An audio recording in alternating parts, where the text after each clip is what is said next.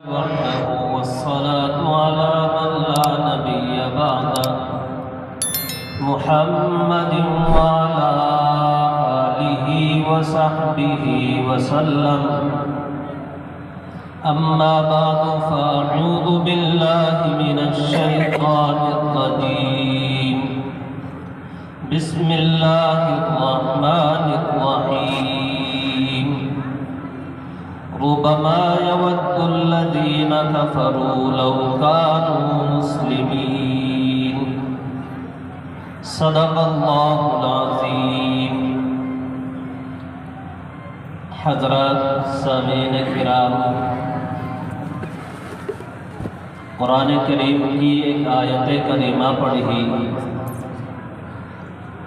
اللہ رب العزت ارشاد فرماتا ہے کہ قیامت کا دن ہوگا، نفسی نفسی کا عالم ہوگا، اور یہ کفار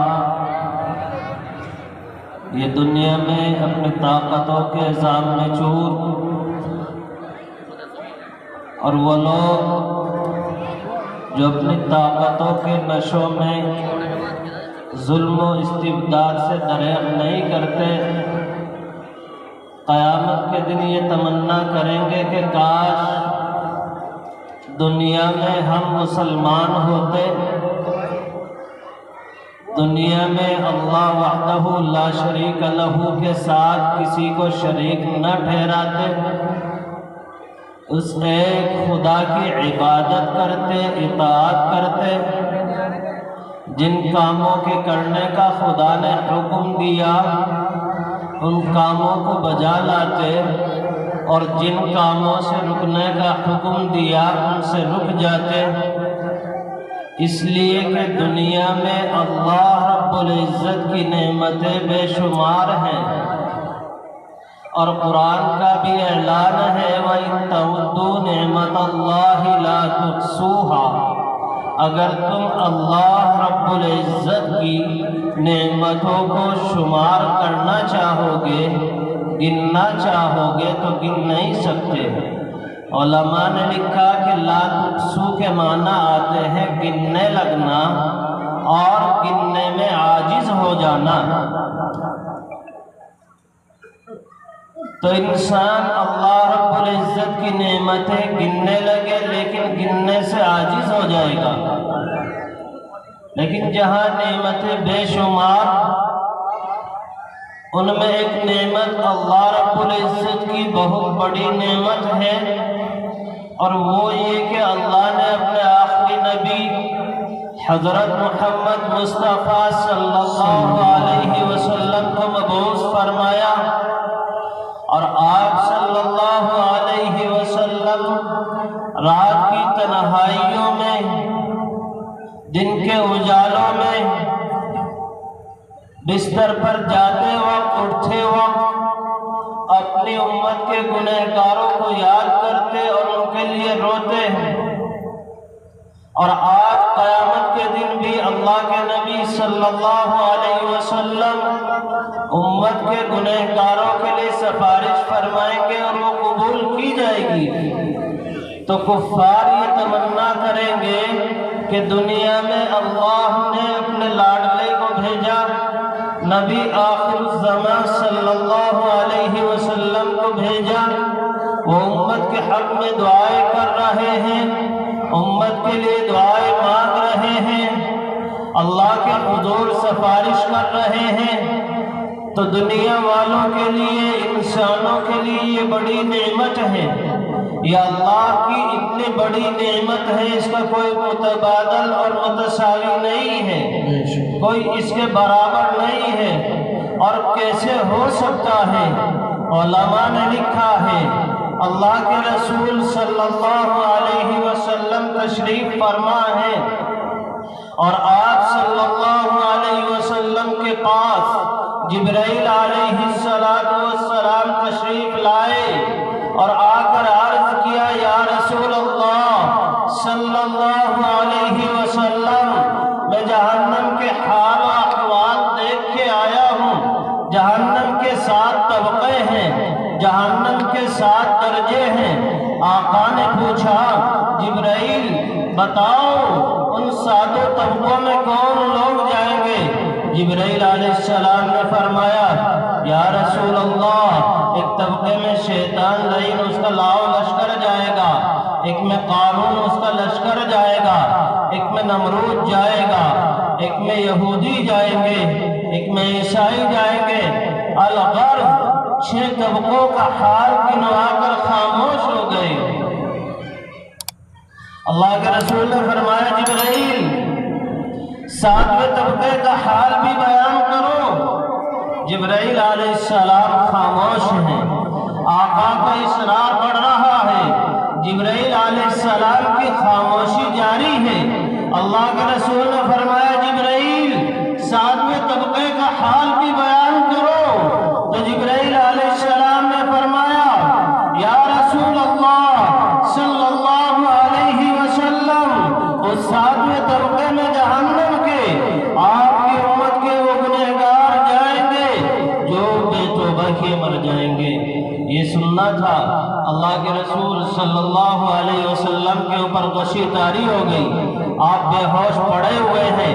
جبرائیل علیہ السلام نے آپ کا سر مبارک اپنے زانوں پہ رکھا، کچھ دیر انتظار کیا، ہوش نہیں آیا۔ آپ صلی اللہ علیہ وسلم کے پاس سے جبرائیل علیہ السلام رخصت ہو گئے۔ اللہ کے رسول صلی اللہ علیہ وسلم ہوش میں آئے تو ہوش میں آنے کے بعد اٹھے اور اللہ کے حضور سجدے میں گر گئے۔ کیا دعا تھی؟ اولاد کے لیے نہیں ہے، اولاد کے بارے میں پتہ چل گیا۔ ایک کو لوگ خون میں تڑپا دے گی میری امت، دوسرے کو خون میں نہلا دے گی، ایک کو زہر دیا جائے گا، دوسرے کو شہید کیا جائے گا۔ نواسوں کے بارے میں پتہ چل گیا، 3 بیٹی آپ کی حیات میں جا چکی، غشی طاری نہیں ہوئی، لیکن غشی طاری ہوئی ہے تو امت کے غم میں، امت کے بارے میں جب خبر ملی تو آپ صلی اللہ علیہ وسلم کو کس قدر صدمہ ہوا، سوچنے کی بات ہے۔ اور مجھے اور آپ کو بھی اپنے ایمان کا موازنہ کرنے کی ضرورت ہے۔ تو اللہ کے رسول اٹھے اور اللہ کی بارگاہ میں سجدہ ریز ہے، دعا کر رہے ہیں اللہم اغفر لی امتی، اللہم اغفر لی امتی، اللہم اغفر لی امتی۔ اے اللہ میری امت کی بخشش فرما، اے اللہ میری امت پر رحم فرما۔ اللہ کے حضور یہی دعا ہے، اللہ کی بارگاہ میں یہی دعا کر رہے ہیں۔ تو اللہ کے رسول صلی اللہ علیہ وسلم سوائے نماز کے باہر تشریف نہیں لاتے، اور اسی حال میں 3 دن کا عرصہ گزر گیا۔ صحابہ کرام میں بے چینی پھیل گئی، 3 دن ہو گئے، پیارے آقا صلی اللہ علیہ وسلم نے ہمیں وعظ و نصیحت کرنا چھوڑ دیا ہے، تعلیم کرنا چھوڑ دیا ہے۔ آپ صلی اللہ علیہ وسلم نماز کے علاوہ باہر تشریف نہیں لاتے ہیں۔ تو جبرائیل اللہ کے رسول صلی اللہ علیہ وسلم کی پریشانی بڑھ رہی ہے، صحابہ کی بے تابی اور بے چینی بڑھ رہی ہے۔ صحابہ میں مشورہ ہوتا ہے کہ کون جائے در اقدس پر اور وجہ معلوم کرے، سبب معلوم کرے۔ تو باتفاق صحابہ مشورے سے یہ بات طے ہوئی کہ حضرت ابو بکر صدیق رضی اللہ تعالیٰ عنہ در اقدس پر جائے اور جا کر معلوم کرے، اللہ کے رسول صلی اللہ علیہ وسلم سے سبب پوچھے۔ تو حضرت ابو بکر صدیق رضی اللہ تعالیٰ عنہ در اقدس پہ آتے ہیں اور کہتے ہیں الصلاۃ والسلام علیک یا رسول اللہ، الصلاۃ والسلام علیک یا حبیب اللہ، هل ادخل فی بیتک، اے اللہ کے پیارے، اے اللہ کے محبوب، اللہ کی رحمتوں کا آپ پر نزول ہو، کیا ابو بکر کو اندر آنے کی اجازت مل سکتی ہے؟ کوئی جواب نہیں ملا۔ کافی دیر کے بعد واپس آئے، پھر حضرت عمر فاروق رضی اللہ تعالیٰ عنہ در اقدس پر حاضر ہوئے، مراد رسول در عالی پر تشریف لائے۔ آ الصلاۃ والسلام پیش کرتے ہیں، کوئی جواب نہیں ملتا، وہ بھی غمگین ہو کر مایوس ہو کر واپس ہوتے ہیں۔ آخر میں عاشق رسول سلمان فارسی بھی در اقدس پر آتے ہیں، ان کو بھی کوئی جواب نہیں ملتا۔ صحابہ کی بے چینی بڑھ جاتی ہے، پریشانی بڑھ جاتی ہے کہ 3 صحابہ کی بار صحابہ رضی اللہ تعالیٰ عنہ حاضر ہو چکے ہیں، لیکن کوئی جواب نہیں ملا، کچھ خبر نہیں دی گئی، اور کیا ہوگا، دروازہ کیسے کھلے گا؟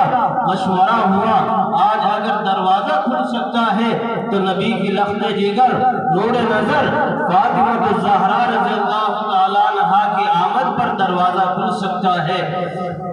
صحابہ کرام جاتے ہیں، اے نبی کی لاڈلی، اے نبی کی پیاری، آج اللہ کے رسول نے 3 روز سے ہمیں چھوڑ دیا، مبادا آپ کرم کریں، رحم فرمائے، آپ سبب معلوم کریں۔ اللہ کے رسول صلی اللہ علیہ وسلم کی پیاری لخت جگر نور نظر آتی ہے اور سلام عرض کرتی ہے، الصلاۃ والسلام علیکہ یا رسول اللہ، هل ادخل فی بیتک، اے اللہ کے رسول آپ پر اللہ کی سلامتی ہو، اللہ کی رحمتوں کا نزول ہو، کیا مجھے اندر آنے کی اجازت مل سکتی ہے؟ اللہ کے رسول صلی اللہ علیہ وسلم کی پیاری لخت جگر نور نظر در اقدس پر موجود ہے۔ حضرت فاطمہ کی آواز آپ کے کانوں میں پہنچتی ہے، اللہ کے رسول صلی اللہ علیہ وسلم اپنا سر سجدے سے اٹھاتے ہیں، دروازہ کھولتے ہیں، فاطمہ دیکھتی ہے کہ ابو جان کی آنکھوں سے اشک رواں ہے، اشک جاری ہے، اور اندر جا کر پوچھتی ہے، ابا جان کیا ہوا؟ 3 دن سے آپ نے کھانا چھوڑ دیا ہے، پینا چھوڑ دیا ہے، صحابہ کرام سے گفتگو چھوڑ دی ہے۔ پیارے آقا روتی ہوئی آواز میں جواب دیتے ہیں، فاطمہ کیا بتاؤں، 3 روز ہو گئے، جبرائیل علیہ السلام تشریف لائے تھے، جبرائیل نے کہا اللہ کے حبیب آپ کی امت جہنم میں جائے گی۔ فاطمہ کیا بتاؤں، امت کے غم نے مجھے سونا بھلا دیا، فاطمہ امت کے غم نے مجھے کھانا بھلا دیا، امت کے فکر نے صحابہ سے ملنا جلنا بھلا دیا۔ اللہ کے حضور ایک دعا ہے، اللہم اغفر لی امتی، اللہم اغفر لی امتی، یہ دعا کر رہا ہوں۔ تو اللہ کے نبی صلی اللہ علیہ وسلم دنیا میں اس قدر رحمت بن کے آئے ہیں کہ اپنی امت کو نہیں بھولے۔ علماء نے لکھا ہے باپ کی وفات کا وقت ہے اور جبرائیل علیہ السلام آپ سے پوچھتے ہیں، آپ بتائیں اگر آپ کی اجازت ہو آپ کو آپ کی قبر میں رکھا جائے، اجازت ہو تو جنت میں پہنچا دیا جائے۔ اللہ کے رسول صلی اللہ علیہ وسلم نے جواب دیا، نہیں جبرائیل، میں یہ چاہتا ہوں جنت میں نہ جاؤں، دنیا میں رہوں، قبر میں رہوں، اس قبر میں رہوں، اور یہاں عالم آخرت میں میری امت کے عالم برزخ میں میری امت کے احوال میرے اوپر پیش ہوتے رہیں۔ تو علماء نے لکھا ہفتے میں 2 دن پیر اور جمعرات کے دن امت کے اعمال اجمالاً اللہ کے رسول صلی اللہ علیہ وسلم کے سامنے پیش ہوتے ہیں۔ تو بھائی سوچنے کی بات ہے، اللہ کے نبی صلی اللہ علیہ وسلم کے سامنے جب امت کے اعمال نامے میں گناہ زیادہ ہوتے ہیں تو اللہ کے حضور استغفار کرتے ہیں، اور نیکیاں زیادہ ہوتی ہیں تو اللہ کے حبیب اللہ کی بارگاہ میں امت کے لیے دعا فرماتے ہیں۔ میرے اور آپ کے اعمال نامے اجمالی طور سے ہفتے میں 2 دن اللہ کے رسول صلی اللہ علیہ وسلم کے سامنے پیش ہو رہے ہیں۔ تو اللہ نے اتنا پیارا نبی، اتنا مشفق نبی ہمیں عطا کیا۔ وہ نبی جس وقت اس جہاں سے گیا، علماء نے لکھا ہے کہ آپ کے ہونٹ مبارک جنبش کر رہے تھے، ایک صحابی نے کان لگا کر سنا تو آپ کے ہونٹوں سے آواز آ رہی تھی، اللہم اغفر لی امتی، اللہم اغفر لی امتی۔ آپ اپنے قبر کے اندر ہیں تب بھی آپ یہی دعا کر رہے ہیں، اللہم اغفر لی امتی۔ لیکن ایک میں اور آپ ہیں، ہمارا اور آپ کا حال ہے، ہم اپنے نبی کے طریقے سے ہٹتے جا رہے ہیں۔ آج ہمارے اندر سے خیر خواہی رخصت ہوتی جا رہی ہے، خیر خواہی کا جنازہ نکلتا جا رہا ہے تو مسلمانوں آؤ اس نبی کے دین کی طرف، آؤ اس کملی والے کی لائی ہوئی شریعت کی طرف، جس نبی نے ہمیں اخوت کا درس بھی دیا ہے، جس نبی نے اخوت کا مقام بھی بتایا ہے، محبت بھی سکھائی ہے، مودت بھی بتائی ہے۔ لیکن کیا بتاؤں، آج ارتداد بڑھتا جا رہا ہے، مسلمان دین سے بیزار ہوتے جا رہے ہیں، اور ہمارا حال جو تھا وہی ہے، ہمارا حال بد سے بدتر ہوتا جا رہا ہے۔ میں آخری بات سنا کر اپنے بات ختم کرنا چاہتا ہوں۔ ایک واقعہ مہاراشٹر کا میں سنا کر بات مکمل کرنا چاہتا ہوں۔ ایک واقعہ ہے، ایک بچی کی جوانی کی دہلیز پر وہ بچی قدم رکھتی ہے، اور جوانی کی دہلیز پر جب قدم رکھتی ہے والد کا انتقال ہو جاتا ہے، والد اس جہاں سے رخصت ہو جاتا ہے۔ اس بیٹی کی والدہ جگہ جگہ رشتے کرتی ہے، کہیں طے نہیں ہو پاتے، کہیں طے ہو جاتے ہیں، طے ہونے کے بعد کچھ دن کے بعد رشتے ٹوٹ جاتے ہیں کہ یہ بیوہ ہے، اس کی والدہ بیوہ ہے، یتیم بچی ہے، کیا دے گی؟ آج ہمارے معاشرے میں تو ڈیمانڈ ہے نا، کون سی گاڑی ملے گی، بلٹ سے پہلے کام نہیں چلے گا۔ جوان ہمارے اسٹینڈرڈ فقیر بنتے جا رہے ہیں، اور جو سسر ہیں وہ بھی چھوٹے موٹے فقیر نہیں، بڑے اونچے، ان کے تو اور دامن بھی ہیں، اس سے آگے جو مانگ سکتے ہیں مطالبات ہیں، بڑھ رہے ہیں۔ تو وہ بچی رشتہ ہوتا ہے، اور رشتہ ہونے کے بعد چند دنوں کے بعد ٹوٹ جاتا ہے۔ الغرض عمر 20 سے متجاوز ہوئی، 25 سے اوپر ہو گئی، اخیر میں ایک دن یہ ہوتا ہے کہ وہ ایک غیر مسلم لڑکے سے شادی کر لیتی ہے۔ دل کے کانوں سے سننا اور دل پر ہاتھ رکھ کر سننا، اور کل قیامت کے لیے جواب دہی کے لیے تیار رہنا، اس کا مجھے بھی اور آپ کو بھی جواب دینا ہوگا۔ ایسے بگڑے ہوئے معاشرے میں آپ سب نے کیا اقدام کیے، کل قیامت کے دن مجھے بھی آپ کو بھی جواب دینا ہے۔ تو اللہ ہم سب کو سمجھ عطا فرمائے۔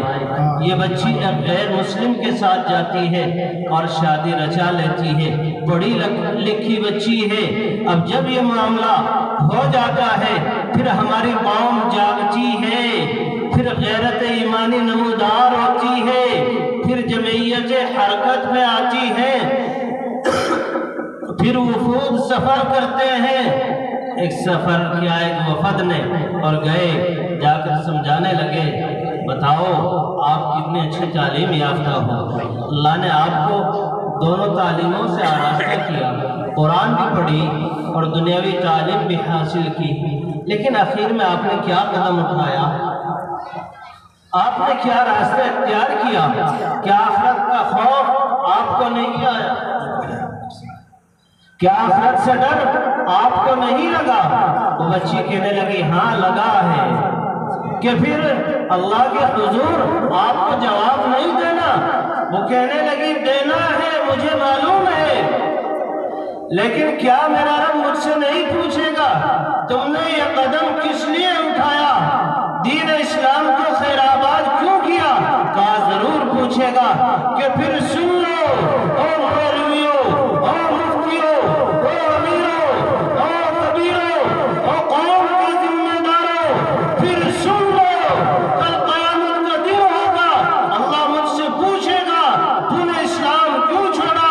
تو میں کہوں گی ربا یہ ہے میری قوم کے رہبر، یہ ہے میری قوم کے قائد، جو بغیر روپیے کے، بغیر پیسے کے ایک یتیم اور بیوہ ماں کی بیٹی کے نکاح کے لیے اس کی شادی کرانے کے لیے تیار نہیں ہوتے تھے۔ یہ ہے میری قوم کے نام نہاد مسلمان، جب تک ان کے منہ میں تو ہڈی نہیں ڈلتی یہ اس وقت تک اس بیٹی کا رشتہ کرانے کے لیے تیار نہیں ہوتے۔ میں اللہ کے حضور کہوں گی کہ اللہ تو نے خیر خواہی کا حکم دیا تھا، ان مسلمانوں نے بتا خیر خواہی کی ہے کہ نہیں کی ہے؟ اے اللہ تو نے صلہ رحمی کا حکم دیا تھا، پوچھ لے انہوں نے صلہ رحمی سکھائی ہے کہ نہیں سکھائی ہے؟ غریب کے حقوق بیان کیے تھے، بتاؤ انہوں نے ادا کیے ہیں کہ نہیں کیے؟ تو بھائیو بڑا المیہ واقعہ ہے، پڑھ کر سن کر اس کے بیان دل پر ایک چوٹ لگی، ہائے ہم کہاں جا رہے ہیں۔ ابھی 14 تاریخ گزری، اس میں ایک دن منایا جاتا ہے ویلنٹائن ڈے، یوم معاشقہ۔ آپ کی دہلی کی رپورٹ ہے، ایک صاحب نے مجھے رات سنائی کہ 80% مسلم لڑکیاں غیر مسلموں کے ساتھ یوم معاشقہ اویو ہوٹل میں منا رہی تھی، 3-4 گھنٹے عیاشیوں میں گزار رہی تھی۔ ہم کہاں سو گئے ہیں؟ ہم سمجھ رہے ہیں ہم دین کا کام کر رہے ہیں، دین سے دور جا رہے ہیں۔ تو بھائیو، ردت ولا ابا بکر رہا مولانا علی میاں ندوی کا تاریخی جملہ ہے۔ آج ارتداد بھی بڑھ رہا ہے اور قوم مسلم کی جوان بچیاں ایمان سے دستبردار بھی ہو رہے ہیں اور ہم سو رہے ہیں۔ اللہ مجھے بھی آپ کو سمجھ عطا فرمائے۔ وآخر دعوانا الحمدللہ رب العالمین۔ جانے کیا کیا دکھلائے گا حالات